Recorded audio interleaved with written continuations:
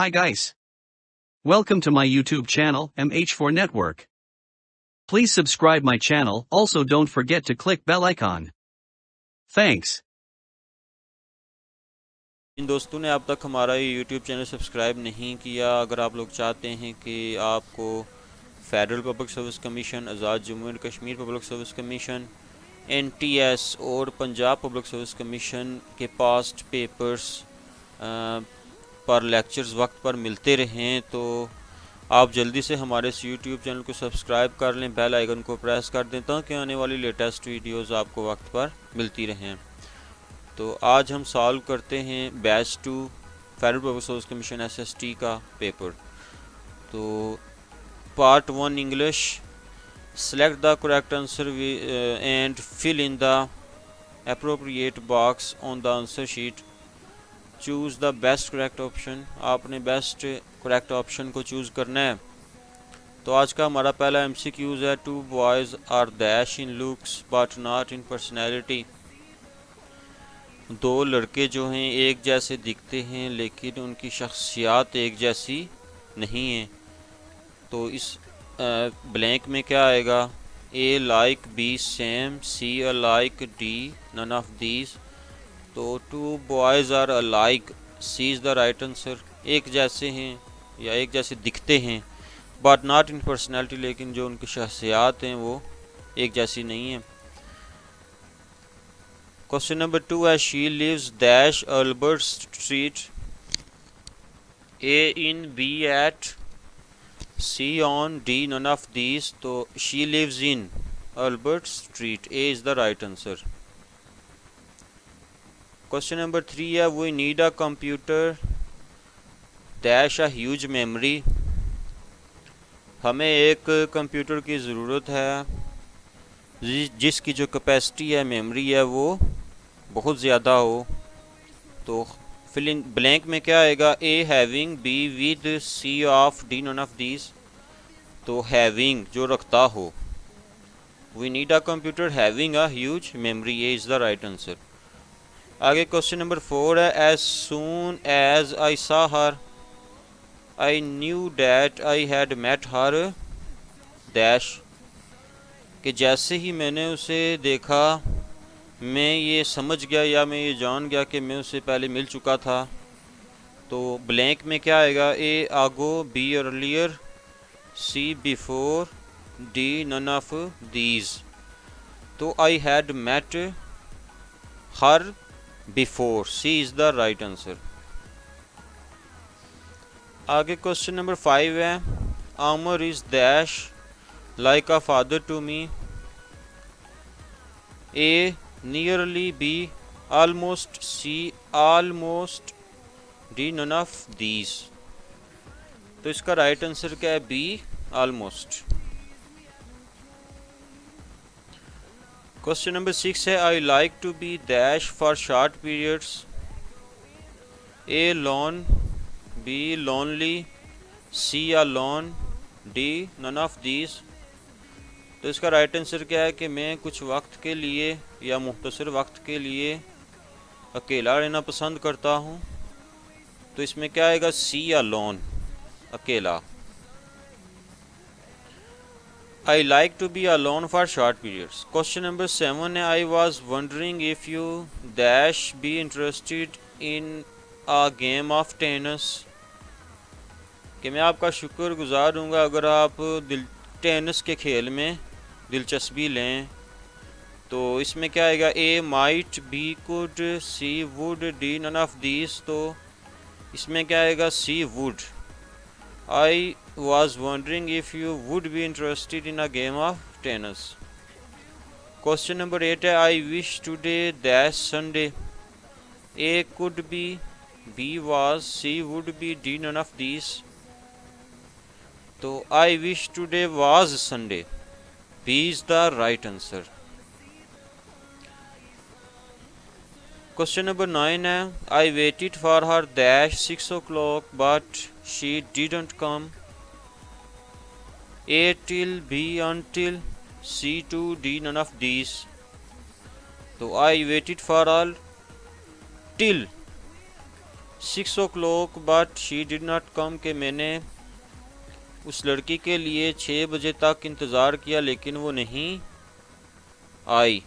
तो ये जो अगर हम इस जुमले की बात करें तो ये फ़ेल माजी प्रेजेंट इंडेफिनाइट टेंस का जुमला है, तो इसमें क्या आएगा फिर? Till. A is the right answer. She dash be here tomorrow, A may, B might, C may, D none of these. तो शी माइट बी हेयर, कि वो वहाँ यहाँ होगी टुमारो कल। B is the right answer, might आएगा इसमें। Question number 11 है all dash you say is certainly true, A which, B that, C what, D none of these. तो ऑल डैट आएगा इसमें, B is the right answer. All that, जो कुछ भी आपने कहा यकीनन ये दुरुस्त है, B is the right answer. Question number 12 है Bernard developed a new dash in heart surgery, A technology, B technique, C method, D none of these। तो Bernard developed a new technique in heart surgery, तो इसमें technique आएगा, B is the right answer. ये जो paper है federal public service commission का, ये आपको इंटरनेट पर तो मिल जाएगा, हर जगह मिल जाएगा, लेकिन इसको किसी ने भी सॉल्व नहीं किया। बहुत से लोग जो हैं फेसबुक पर ये सवाल करते हैं कि किसी के पास अगर इनके करेक्ट आंसर्स हों तो प्लीज़ शेयर करें। तो आप लोग इसको अच्छे तरीके से तैयार कर लें, इसके नोट्स बना लें अपनी कॉपी पर या स्क्रीनशॉट्स ले लें, तो ज़्यादा बेहतर है, आपके लिए भी आसानी है।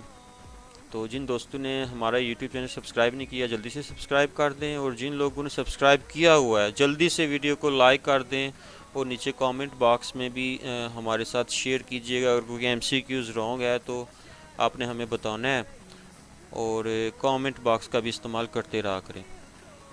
आगे क्वेश्चन नंबर 13 है I dash be rich one day, कि मैं एक दिन अमीर हूँगा।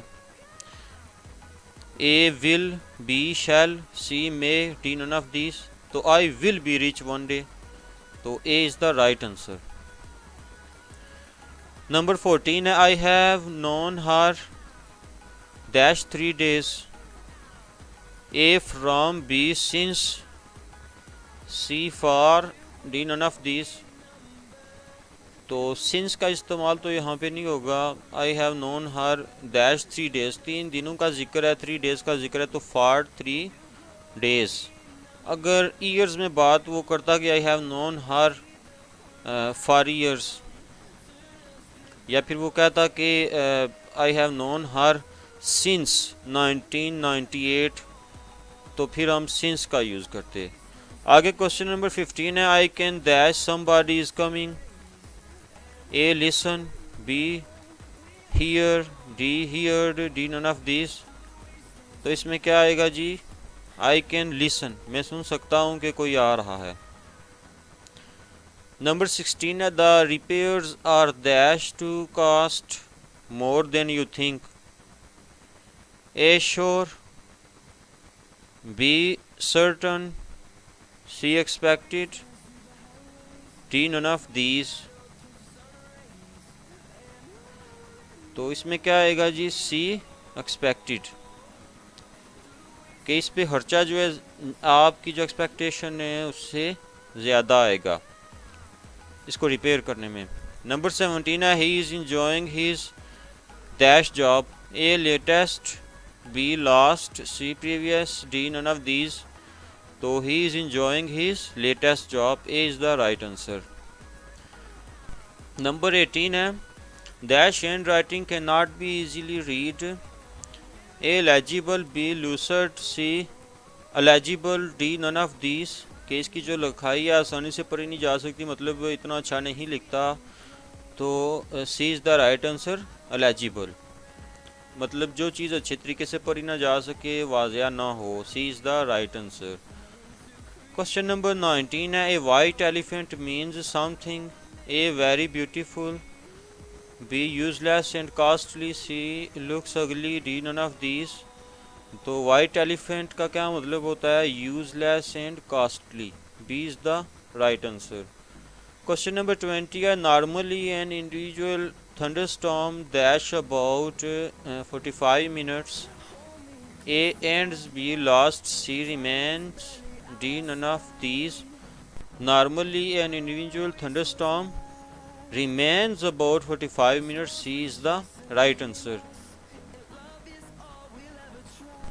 तो दोस्तों ये था हमारा पार्ट 1 जो कि इंग्लिश पर मुश्तमिल है और इसमें 20 मार्क्स के MCQs आते हैं। तो हम इस सिलेबस को क्लास नंबर 17 बैच 1 में डिस्कस कर चुके हैं। आप हमारे यूट्यूब चैनल की प्लेलिस्ट में क्लास नंबर 17 को विज़िट करें और हमने कंप्लीट सिलेबस डिस्कस किया हुआ है और आप बैच 1 का भी कंप्लीट पेपर वहाँ से मुलाहिज़ा कर सकते हैं और अपने कंसेप्ट्स को क्लियर कर सकते हैं। अब हम पार्ट 2 की तरफ आते हैं। ये प्रोफेशनल पार्ट है और इसमें से 80% मार्क्स का पेपर बनता है। तो ये ओरिजिनल पेपर आप लोगों की स्क्रीन पर है। तो क्वेश्चन नंबर 21 है, article 25A of the constitution obligates states to provide free and compulsory education up to class A3, B5, C8, D none of these। तो इसका राइट आंसर क्या है? D none of these। ये जो article 25A है पाकिस्तान के constitution का, ये फ्री एजुकेशन प्रोवाइड करता है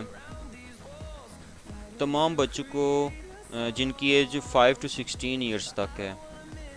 तो इसलिए इसका राइट आंसर क्या है? D none of these. Question number 22 है, theory of personality puts emphasis on studying the whole human beings, A trait, B behaviourism, C humanistic, D none of these. तो personality की जो थ्योरी है humanistic, ये किस चीज़ पे एम्फिसाइज करती है? होल ह्यूमन बीइंग को स्टडी करने के लिए। तो C is the right answer, humanistic theory. Question number 23 है, what who said that learning includes both acquisition and retention, A Guilford 1967, B Skinner 1969, C Gates 1968, D none of these. तो इसका right answer क्या है? B Skinner 1969। आगे question number 24 है, going from specific to general is called dash thinking, A deductive, B inductive, C indirect, D none of these. तो dear followers, जो inductive method of teaching है या inductive reasoning है, इसमें हम simple to complex की तरफ जाते हैं, unknown to known, concrete to abstract, bottom to up approach, example to rule की तरफ हम जाते हैं और स्पेसिफिक टू जर्नल हम जाते हैं। इसके मुकाबले में अगर हम डिडक्टिव मेथड की बात करें तो ये इसका ऑपोजिट है। इसमें हम अननाउन से नाउन की तरफ जाते हैं, अब्स्ट्रैक्ट से कॉन्क्रीट की तरफ जाते हैं और ये टॉप डाउन अप्रोच है। हम रूल्स से एग्जाम्पल की तरफ जाते हैं और जर्नल टू स्पेसिफिक जाते हैं। तो जर्नल टू हम अगर स्पेसिफिक जाते हैं डिडक्टिव मेथड में, तो हम इंडक्टिव मेथड में स्पेसिफिक टू जर्नल जाते हैं। तो B is the right answer.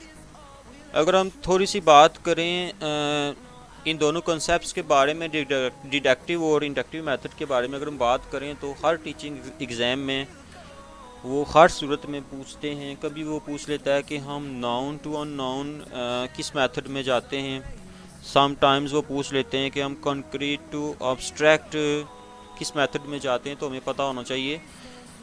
तो डियर फॉलोवर्स, जो इंडक्टिव मेथड है एलिमेंट्री लेवल के बच्चों के लिए ये बहुत कारसाज है, बहुत बेहतर है।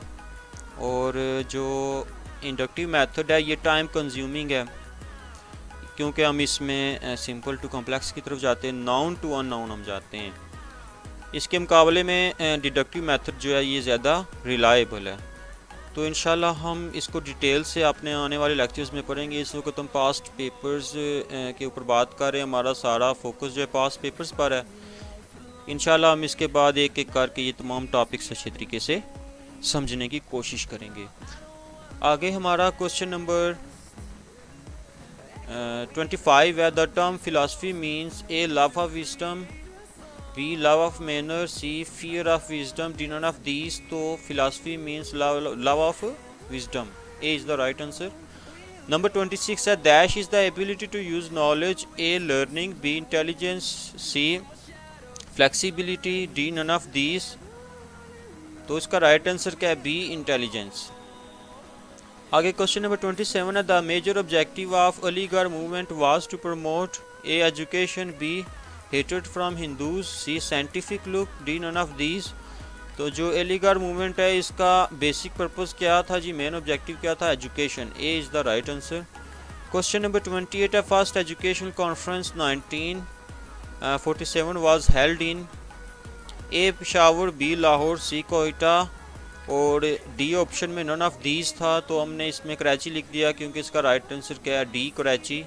जो पहली जो तालीमी कॉन्फ्रेंस है 1947 की, ये कहाँ हेल्ड हुई थी? कराची में। Question number 29 है। Education administration is primarily a dash enterprise, A psychological, B basic, C social, D none of these। तो इसका राइट आंसर क्या है? C social। नंबर 30 है। Dash is the basic function of administration, A recruitment, B supervision, C planning, D none of these। तो इसका right answer क्या है जी? C planning. आगे क्वेश्चन नंबर 31 है। Role personality theory was given by A Getzels and Guba, B Stogdill, C F W. Taylor, D none of these. तो इसका right answer क्या है जी? बी स्टॉकडिल। आगे क्वेश्चन नंबर 32 है। Dash function of administration involves delegation of responsibility to employees, A planning, B organizing, C budgeting, D none of these। तो इसका right answer क्या है? B organizing। आगे क्वेश्चन नंबर 33 है। Step 2 in clinical supervision is A analysis, B observation, C supervisory conference, D none of these. तो इसका right answer क्या है जी? A analysis.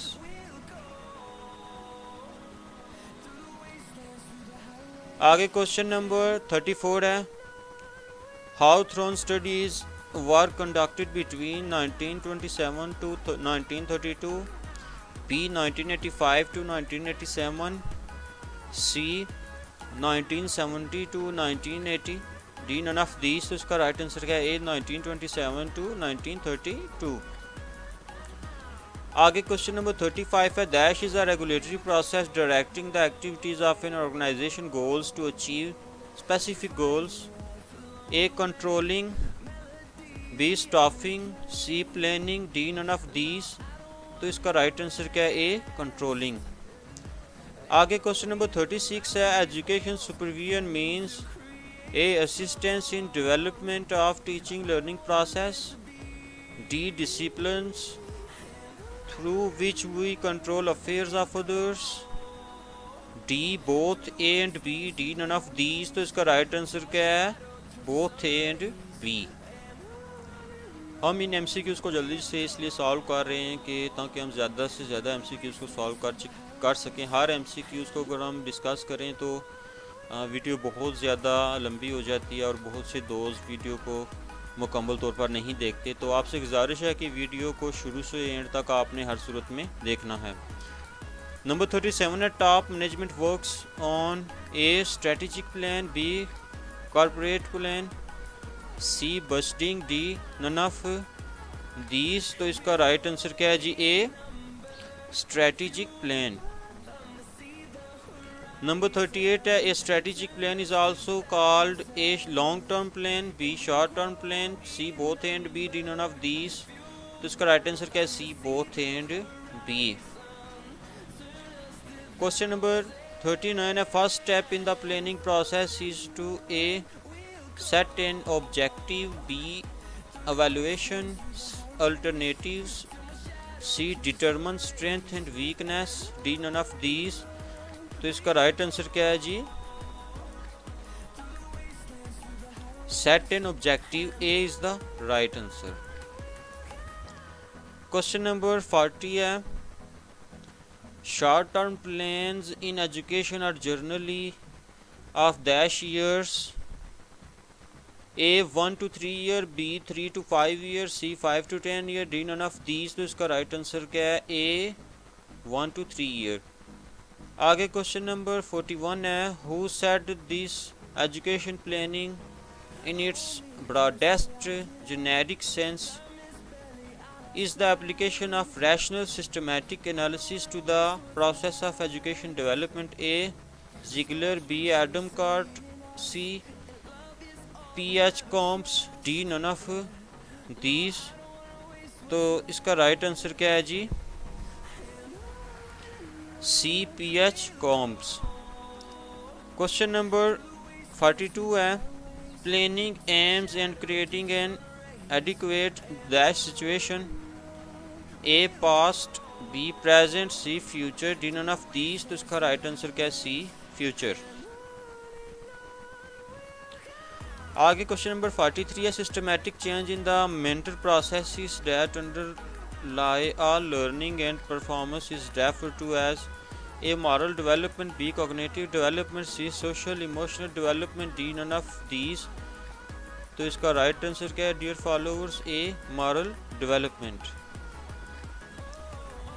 क्वेश्चन नंबर 44 है, the primary aims of educational psychology is A to contribute to an understanding of sound education practices, B to provide the academic background essential for effective teaching, C to provide a theoretical framework for education research, D none of these. तो इसका right answer क्या है?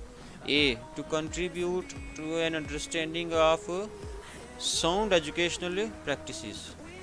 Question number 45 है, curriculum is A course, B syllabus, C co curriculum activities, D all the learning experience. तो curriculum में course भी आ जाता है, सिलेबस भी, को करिकुलम एक्टिविटीज़ भी आ जाती हैं, बल्कि इसका राइट आंसर क्या है? D all the learning experience. जो कुछ भी आप सीखते हैं स्कूल में वो आपके करिकुलम का हिस्सा है। Number 46 है, the thinking process involved in producing an idea or concept that is new, original and useful is called as A creativity, B innovation, C intelligence, D none of these। तो इसका right answer क्या है? B innovation। Question number 47 है, which one of the theories of intelligence advocates the presence of general intelligence, G, and specific intelligence, S? A Spearman two-factor theory, B Vernon's hierarchical theory, C Guilford's theory of intellect, D none of these। तो इसका right answer क्या है? A Spearman's two-factor theory। Number 48 है, moods are found during a infancy, B adolescence, C adulthood, D none of these। तो A is the right answer, infancy। Number 49 है, which is the mastery emotion, A happiness, B shame, C fear, D none of these. तो इसका right answer क्या है? B Shem. Question number 50 है, a dash is the organised pattern of behaviour which the child develops when he is engaged in any activity, A scheme, B adaptation, C accommodation, D none of these. तो इसका right answer क्या है? Scheme. Trial and error theory of learning was presented by A two men, B Thorndike, C B.F. Skinner, D none of these। तो जो trail and error theory है learning की, ये किसने प्रेजेंट की थी? थॉर्नडाइक ने। B is the right answer. Number 52 है, Jung 1933 classified the unconscious into two types, primary और racial unconscious and dash unconscious. तो इसमें क्या आएगा dear followers? A secondary, B personal, C opposite, D none of these. तो इसका right answer क्या है? B personal unconscious. Question number 53 है, effectiveness of curriculum is determined by A design, B evolution, C curriculum design, D none of these. तो इसका right answer क्या है? B evaluation. Question number 54 है curriculum organisation used for different concept at the same class is A horizontal, B vertical, C logical, D none of these. तो इसका right answer क्या है? ए horizontal. Question number 55 है curriculum is interpreted to mean all the organized courses, activities and experiences which students have under the directions of the school, whether in the classroom or not, is said by A. Hilda Taba, B. H. Rogg, C. John Rose, D. none of these। तो इसका right answer क्या है? A. Hilda Taba। Question number 56 है intelligence level of gifted students is, कि जो intelligence level है gifted students का, इनका IQ लेवल क्या होता है? A 90 and above, B 100 and above, C 140 and above, D none of these. तो जो एवरेज स्टूडेंट होते हैं उनका जो IQ लेवल है वो 90 से 110 तक होता है, और जो गिफ्टेड स्टूडेंट्स हैं इनका जो IQ लेवल है 140 से अबव होता है। तो C is the right answer. आगे क्वेश्चन नंबर 57 है when two or more methods are mixed up for teaching, the teaching method will be known as A mixed method, B combined method, C electric method, D none of these. तो इसका right answer क्या है? सी electric method. Number 58 है summative evaluation takes place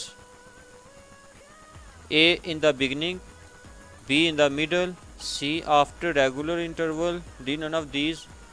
तो जो summative evaluation है ये जब हमारा कोर्स मुकम्मल हो जाता है, फॉर एग्ज़ाम्पल जैसे हमारे मुख्तलिफ़ किस्म के जो तालीमी बोर्ड्स हैं जो पेपर लेते हैं 1 साल के अरसे के बाद, या मिडिल क्लासेस के जो पेपर स्कूल में लिए जाते हैं 1 साल के अरसे के बाद, जिसकी बुनियाद पर बच्चों को आगे प्रमोट किया जाता है या फिर उन्हें उसी क्लास में रहने दिया जाता है। तो ये कौन सी एवेल्युएशन होती है? ये समेटिव एवेल्युएशन में आती है।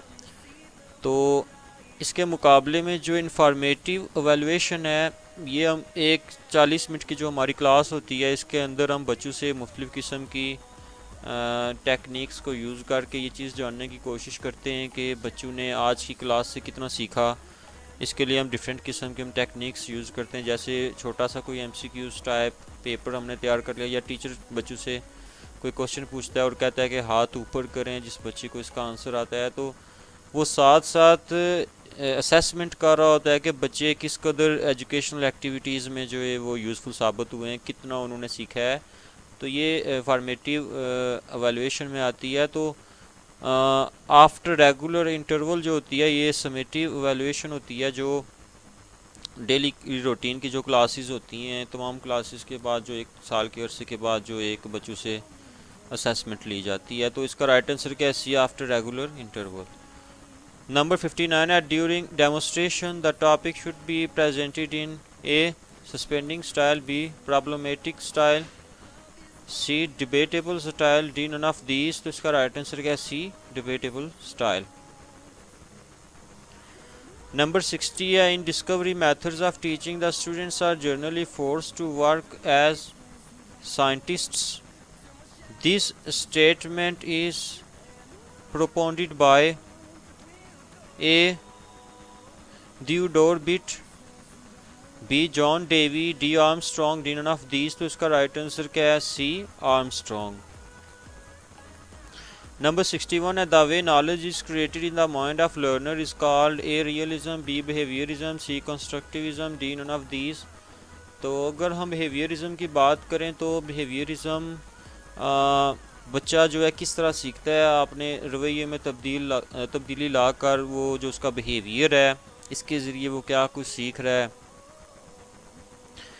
फॉर एग्ज़ाम्पल अगर वो कोई किसी चीज़ को हड़ाब कर रहा है तो उसे बताया जाता है कि बेटा आपने ऐसे नहीं करना, ये अच्छी बात नहीं है कि आप अपने हाथ पर लिख रहे हैं ये बहुत बुरी आदत है। तो वो क्या है, अपने बिहेवियर में जब तब्दीली लाता है तो इससे भी वो सीख रहा होता है। बिहेवियरिज्म का मेन कंसेप्ट यही है कि अपने बिहेवियर में तब्दीली ला के अपने आप को सुधार कर जब वो सीखता है। तो कंस्ट्रक्टिविज़म जो है, इंसान का दिमाग बना किस तरह है और ये वर्क किस तरह करता है, तो इसमें यही कुछ है कि जो हमारा दिमाग है ये फंक्शन किस तरह करता है, और इस क्या क्या जो काबिलियत है किसी भी बच्चे के दिमाग में है। तो माइंड से रिलेटेड फिर कंस्ट्रक्टिविज़म ही है, तो इसका राइट आंसर क्या है, सी कंस्ट्रक्टिविज़म। क्वेश्चन नंबर 62 है, the central principles of heuristic method is A learning by doing, B learning from past, C learning through others, D none of these. तो इसका राइट आंसर क्या, learning by doing, A is the right answer. Number 63, a percentage of knowledge gained through observation is A 75%, B 50%, C 34% and D none of these। तो इसका right answer क्या है, A 75%। Number 64 है, keeping in view the types of student are generally grouped as A average, B below average, C above average। तो इसका right answer क्या है, D all of these। अगर आपको किसी एमसीक्यूज़ में कोई ऑब्जेक्शन हो तो प्लीज़ आप कमेंट बॉक्स में हमें ज़रूर बताया करें, क्योंकि हम भी इंसान हैं, हमसे भी गलती हो सकती है इंसान। तो इसका राइट आंसर क्या है, D all of these. Number 65 है, rote learning is a demerit of A subject centred learning, B learner centred learning, C activity centred learning, D none of these. तो इसका राइट आंसर क्या है जी, A subject centred learning. तो जिन दोस्तों ने अब तक हमारा यूट्यूब चैनल सब्सक्राइब नहीं किया, जल्दी से सब्सक्राइब कर दें और वीडियो को लाइक कर दें, कमेंट कर दें और दोस्तों के साथ भी शेयर कर दें। अपने दोस्तों से अक्सर व्हाट्सएप पर भी हमारा लिंक आप शेयर किया करें कि हमारे यूट्यूब चैनल को लोग सब्सक्राइब करें। तो नंबर 66 है, the most important component of lesson plan is A curriculum evaluation, B objective, C IQ, D none of these. तो इसका राइट आंसर क्या है, बी ऑब्जेक्टिव्स जो होते हैं लेसन में ये बहुत ही इम्पॉर्टेंट कंपोनेंट होते हैं, और ऑब्जेक्टिव्स के बगैर तो आप लेसन प्लान ही नहीं कर सकते, आपको ऑब्जेक्टिव्स ही नहीं पता।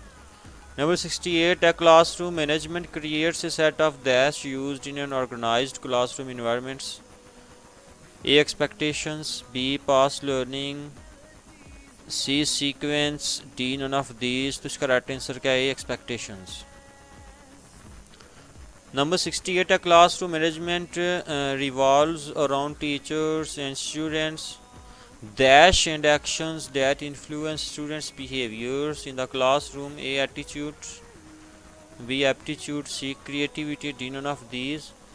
तो इसका राइट आंसर क्या है, A attitudes। Number 69, a teacher with no structured classroom dash skills contributed to negative outcomes, A weak, B reprimand, C warning, D none of these। तो इसका राइट आंसर क्या है, ए वीक। नंबर 70 है, dash is defined as the practice of teaching others to obey rules or norms by using punishment to correct unwanted behaviors, A discipline, B learning, C procedure, D none of these। तो इसका right answer क्या है, ए discipline. Question number 71 है, dash management is defined as those events and procedures involved in the decision to initiate a specific activity for individual students, A classroom, B instructional, C school, D none of these। तो इसका right answer क्या है, B instructional management. Number 72 है, rules create clear dash for the children and need to define what an acceptable behavior is, A vision, B picture, C expectations, D none of these। तो इसका right answer क्या है, C expectations। Question number 73 है, dash help to minimize behavioral challenges in the classroom and are key to a well managed and organized classroom, A discipline, B learning, C procedure, D none of these। तो इसमें क्या आएगा, A discipline is the right answer। Question number 74 है, to be effective dash need to be something to which the children aspire to and want. A rewards, B rules, C instructions, D none of these. तो इसका right answer क्या है? C instructions. Question number 75 है, इसमें start में blank आती है. Dash provides a systematic for categorising and quantifying attributes and characteristics of thing that we observe, experience and report. A evaluation, B measurement, C validity, D none of these. तो इसका right answer क्या है? B measurement. Between and among the values in a set is referred to as A level of measurement, B outcomes of measurement, C objectives of measurement, D none of these. तो इसका right answer क्या है? A level of measurement. Number 77 at dash level of measurement, outcomes of measurement values can be placed into categories that are rank ordered, rated along a continuum such as from high to low. A internal, B ordinal, C ratio, D none of these. तो इसका right answer क्या है? B ordinal. Question number 78. A dash describes the extent to which we measure what we purport to measure. A reliability, B validity, C adaptability, D none of these. तो इसका right answer क्या है? B validity. Question number 79 है, dash validity involves making a comparison between a measure and an external standard. A content, B construct, C face, D none of these. तो इसका right answer क्या है? B construct validity.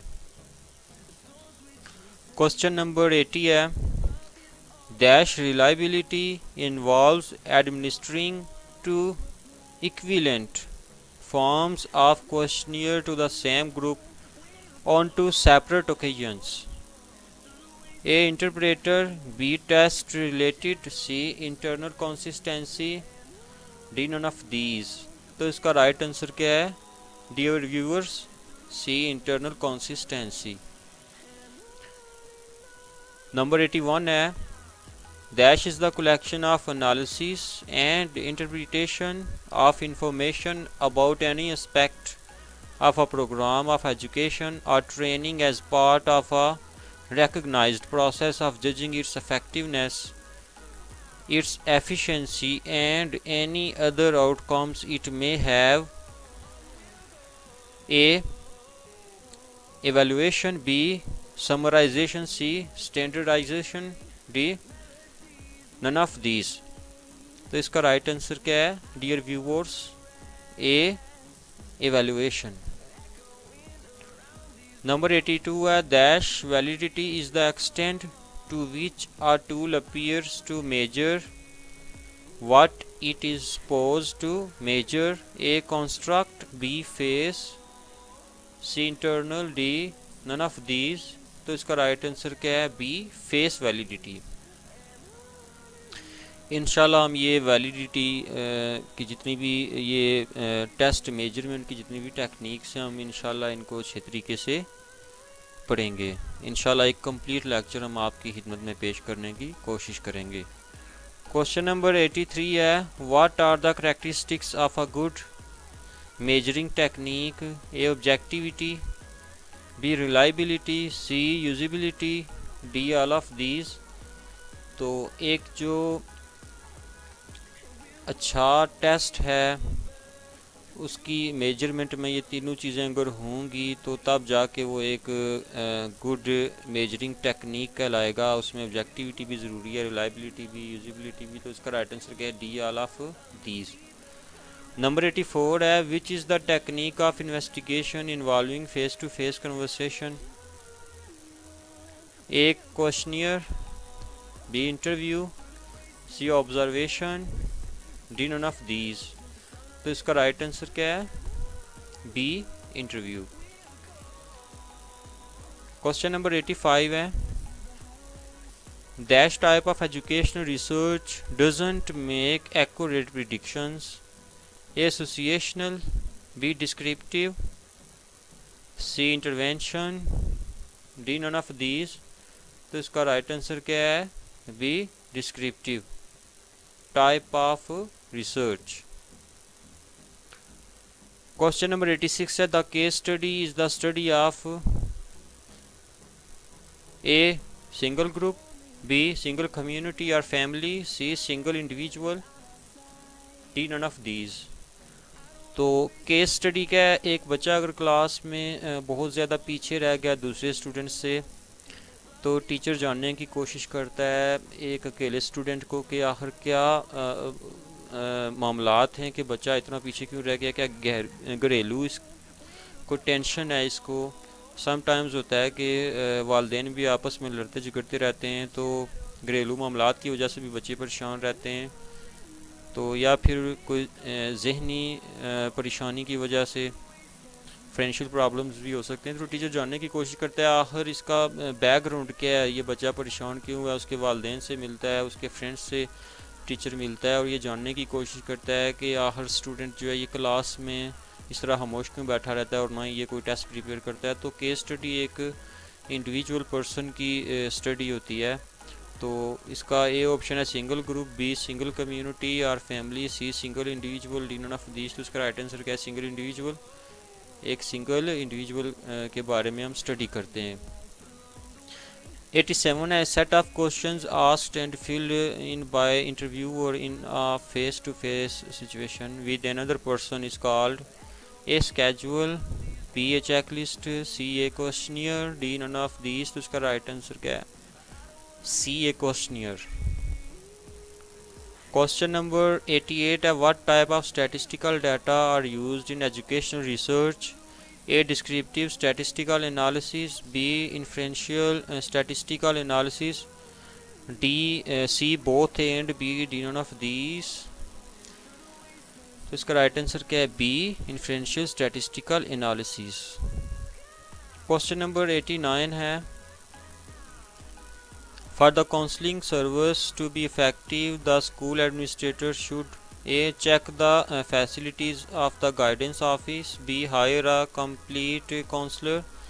C. Familiarize himself with the nature, goals and principles of guidance. D. None of these. तो इसका right answer क्या है? C. Familiarize himself with the nature, goals and principles of guidance. Question number 90 है National Education Commission 1959 was established under the headship of A. Fazlur Rahman. B. Liaquat Ali Khan. C. S.M. Sharif. D. None of these. तो इसका right answer क्या है? C. S.M. Sharif. Question number 91 है Dash is responsible for accreditation of teachers education in Pakistan. तो इसका right answer क्या है? A. NACTA. Question number 92 है National Education Policy 1990 was headed by A. Fazlur Rahman. B. S.M. Sharif. C. Noor Khan and D. None of these. तो इसका right answer क्या है dear followers? D. None of these. जो education national education policy 97 है इसको head किसने किया था? अब्दुल हफीज़ पीरज़ादा ने. उनका नाम यहाँ पर नहीं है तो इसलिए इसका राइट आंसर क्या है? डी. None of these. आगे क्वेश्चन नंबर 93 है private educational institutions were nationalized under.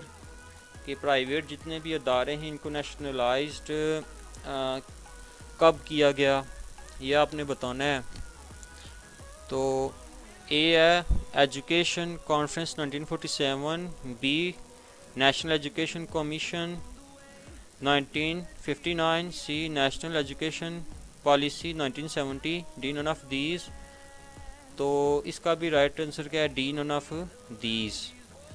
तो प्राइवेट एजुकेशनल जो इंस्टीट्यूशंस हैं इनको नेशनलाइज्ड किया गया था जुल्फ़िकार अली भुट्टो के दौर में. और ये नेशनल एजुकेशन पॉलिसी जो 1972 की थी इसमें किया गया था, और ये ऑप्शन यहाँ पे नहीं दिया गया, इसलिए इसका राइट आंसर क्या है, D, none of these. Question number 94 है, under national education policy 1972 free education was recommended up to class A 5, B 10, C